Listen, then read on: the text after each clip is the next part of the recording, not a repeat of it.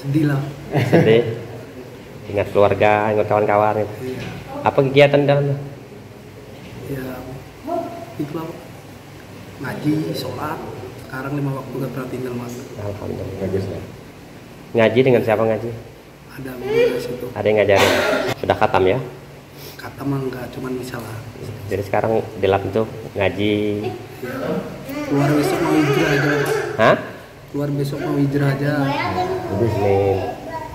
Udah capek juga kan di jalan. Ustaz, bagaimana cara bertobat yang benar dan baik? Apakah cukup dengan doa atau dengan salat tobat?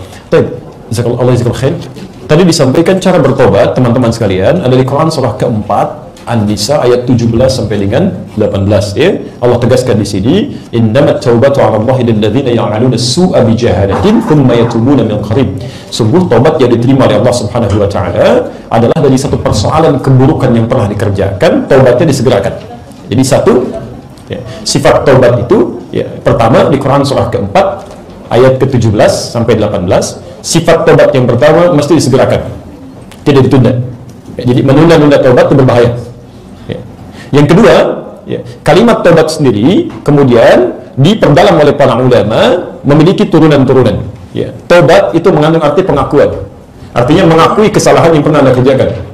Jadi saat bertobat, setelah Anda segerakan, akui dulu salah apa ya. Akui salah apa kan. Yang kedua, sesali kesalahan itu. Karena dengan penyesalan itu ya, kita menghadirkan satu perasaan bahwa ini keliru kan. Dan yang ketiga, berjanji untuk tidak mengulangi dan mengganti dengan amal soleh ya, berjanji untuk tidak mengulangi dan mengganti dengan amal soleh ya. Makanya nanti di ayat ke-18 nya, kalau ada orang masih mengulang kesalahan serupa atau berbuat salah pada yang lainnya, itu artinya pertanda tobatnya belum diterima ya, belum diterima. Baik, nah sekarang pelan-pelan ya, tadi ada pertanyaan apakah mesti dengan sholat tobat ya.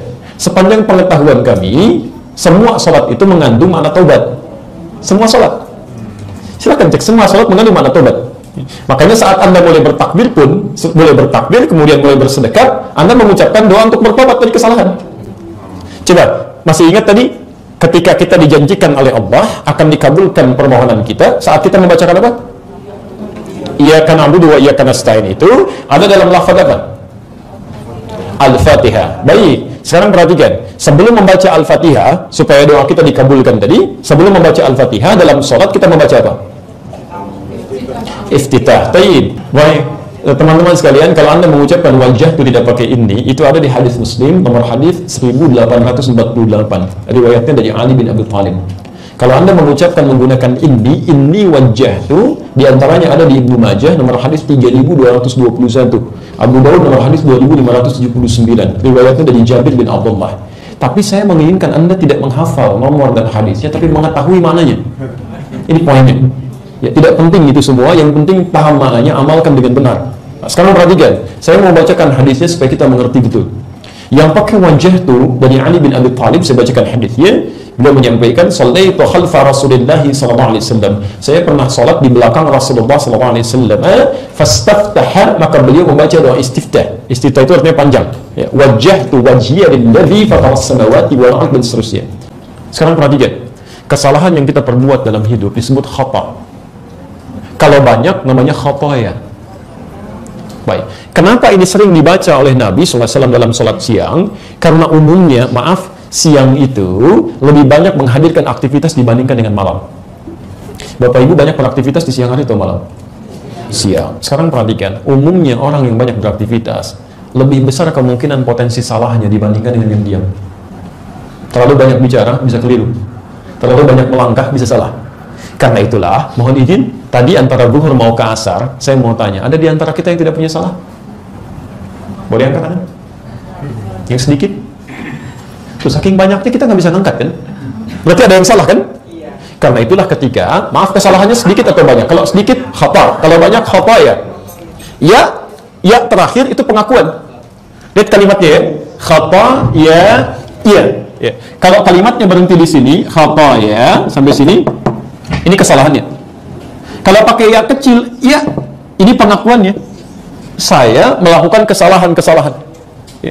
Seakan-akan ketika Anda katakan, Allahumma ba'id baini wa baina khatayaya, kama ba'adta bainal masyriq wal maghrib. Ya Allah, hamba mengakui ya Allah, sebelum sholat ini banyak kesalahan yang hamba lakukan. Anda ingat-ingat kan? Hadirkan suasana kalau benar tuh bisa menangis kan? Mohon ya Allah, jauhkan sejauh-jauhnya antara saya dan kesalahan yang saya perbuat, seperti engkau jauhkan antara timur dengan barat. Timur dengan barat pernah melihat bersatu? Tidak. Maksudnya apa? Saya nggak pengen lihat selama-lamanya ya Allah. Sampai di akhirat tolong jangan tampakkan lagi pada saya. Karena nanti ada orang-orang saat di akhirat, kebaikan ditampakkan, keburukan pun akan tampak. Jadi kalau Anda berbuat salah sekarang, tidak Anda istighfari, bisa Anda berbuat salah, sekarang ditembak gitu kan? Ya awas, hati-hati. Anda nggak istighfari, nanti di akhirat akan dibuka. Bukan cuma orang tebet, penduduk langit dan bumi mengetahui bahwa Anda pernah berbuat maksiat. فَمَنْ يَعْمَلْ مِثْقَالَ ذَرَّةٍ خَيْرًا يَرَهُ وَمَنْ يَعْمَلْ مِثْقَالَ ذَرَّةٍ شَرًّا يَرَهُ. Anda berbuat salah sedikit pun, Anda nggak tobat di situ, Allah akan buka. Karena itulah saat kita sholat, kita bertobat. Saya akui saya salah ya Allah, mohon jauhkan. Kalau kesalahan saya seperti noda yang melekat di pakaian, ya Allah mohon bersihkan saja. Kalau perlu gunakan dengan air yang sangat dingin, bil ma'i wa thalji wal barat. Jadi kalau Anda benar sholat yang membaca doa tadi, Anda sedang bertobat. Makanya kami selalu mengistilahkan semua sholat itu tobat kalau benar dilakukannya. Jadi ketika istighfar Anda benar, kemudian tobat Anda benar disampaikan, maka Allah tunggu kamu mau minta apa sekarang. Karena itulah tadi saya sampaikan salah satu kisah di antara dua yang tadi saya sebutkan, Nabi Nuh alaihissalam. Nabi Nuh itu ketika meminta umatnya bertobat, lihat kalimatnya, dosanya luar biasa, yang dimintakan istighfar. Quran surah ke-71 ya, ayat 10 sampai 14 itu, faqultu astaghfiru rabbakum innahu kana ghaffara. Kata Nabi Nuh, lihat kalimatnya, saya katakan kalian semua banyak salah kalian, cepat taubat, istighfar. Istighfar, minimal dengan istighfar. Masih ingat tadi pembahasannya? Kadang-kadang maksiat yang dilakukan itu menghambat kebaikan kan? Masya Allah, lihat ayatnya Pak, ibu sekalian. Yursilis samaa alaikum midrara. Kalau istighfar tobat dilakukan, maka sekat akan dibuka, Allah turunkan rahmat dari langit. Bahkan menjadikan, maaf, yang tadinya kering kerontang jadi tumbuh subur lagi. Wa yumdidkum bi amwalin wa banina. Rizki Anda yang macet, pekerjaan Anda yang sulit, dengan istighfar tobat dilancarkan kembali. Keturunan yang belum dapat dimudahkan pendapatannya. Masya Allah. Jadi ternyata taubat itu terkait erat dengan rizki-rizki dan rahmat Allah serta pengabulan doa. Syekh Hasan Al-Basri, ulama saleh luar biasa, satu kali ditanya oleh 3 orang, Syekh, saya punya persoalan, jadi kebun saya katanya kering, gak pernah tumbuh, bagaimana solusinya? Kata beliau, akthir istighfar, perbanyak istighfar. Dia pulang. Orang kedua, Syekh, saya bekerja sulit nih, ya, Masya Allah, sulit mendapatkan rizki, kesana kemari gak dapat kan? Apa solusinya? Kata beliau, akthir istighfar, perbanyak istighfar. Yang ketiga, Syekh, saya sudah berumah tangga bertahun-tahun belum ada keturunan, bagaimana solusinya? Kata beliau, akthir istighfar, perbanyak istighfar. Begitu ketiganya pulang, jamaah yang bingung. Syekh, 3 pertanyaan, thalatha ila ijabah sawiyah. Bagaimana 3 pertanyaan dijawab dengan jawaban yang sama? Kata beliau, ara'aita qawla rabbil alamin. Apa Anda tidak memperhatikan firman Allah Subhanahu wa taala di surat Nuh tadi, surah 71 ayat ke-10 sampai dengan ayat ke-14 tadi? Ya, Masya Allah. Faqultu astaghfiru rabbakum innahu kana ghaffar. Maka perbanyak istighfar kepada Allah, Dia Maha Pengampun. Yursilis samaa alaikum midrara. Kalau ampunan sudah diberikan, dosa sudah dicabut, maka rahmat diturunkan dari langit. Wa yumdidkum bi amwalin wa banina.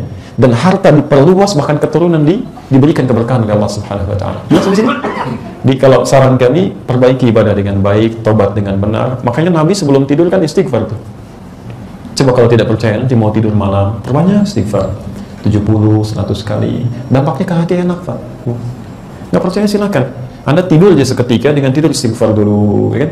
Baca Quran, tidurnya enak, tenang, gitu, nyaman, gitu kan? Ada yang saking tenangnya nggak bangun lagi, gitu kan? Ada yang begitu, karena kita nggak tahu kapan kita bangkit, kan? Tapi minimal dosa kita sudah selesai, tobat kita, nggak ada hubungan lagi dengan yang lain.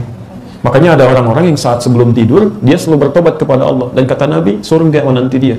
Itu ada di Musnad Abdul Razzaq, nomor hadis 20.559, di jilid yang ke-11, halaman 127.